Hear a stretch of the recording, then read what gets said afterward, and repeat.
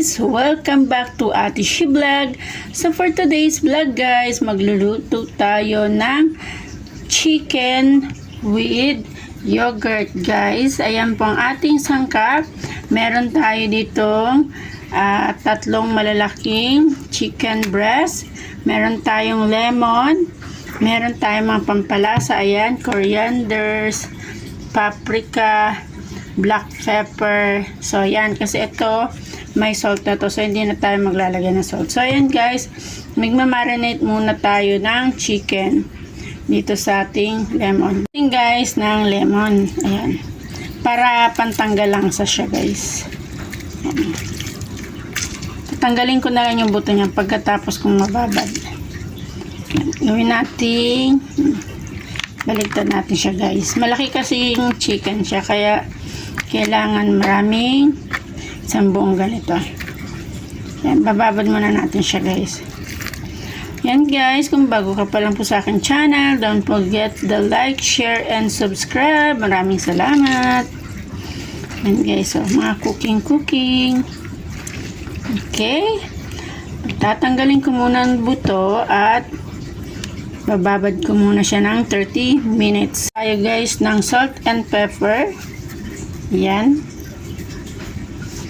Babaligtarin natin para same ang taste ng ating chicken guys. Yan. Guys. Bawal maalat. Hiwa-hiwa ko kasi sobrang kapal niya para manuot yung lasa at saka ng lemon dun sa ating chicken. So babad muna siya uli natin guys. After 30 minutes uli ay lalagyan na natin siya ng yogurt at iba pang pampalasa. Yan na nga guys, na marinate na natin ng 30 minutes. So magtitimpla na tayo ng other sangkap para sa ating chicken yogurt bake. Yogurt guys, maglagay lang tayo dito.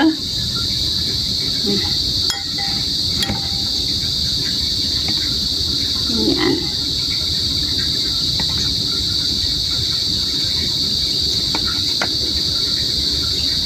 Ng paprika,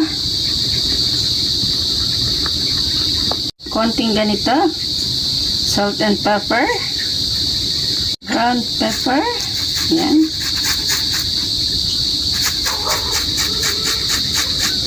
Wala tayong cumin, so ito na lang. Pwede rin naman to guys. So yan, mix natin guys, at ito ang lalagyan natin sa manok. Wow, daming yogurt guys. Yan. Yan, tanggalin lang natin yung buto guys. Ito pa. And then yan.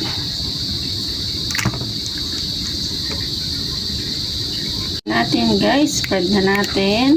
Kabilaan po ako maglalagay ng ating yogurt. Templado na siya guys. Meron na tayong paprika, corianders, at black pepper. Yan siya guys.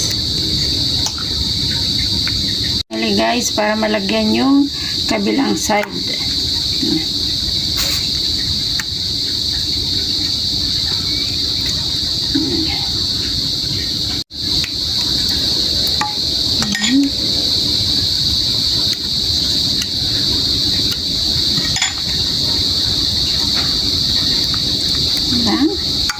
Kalat lang natin siya guys.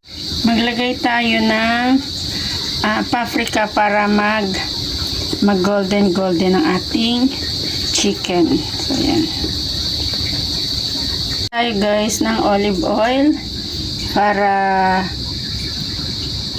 hindi siya masunog. So yan.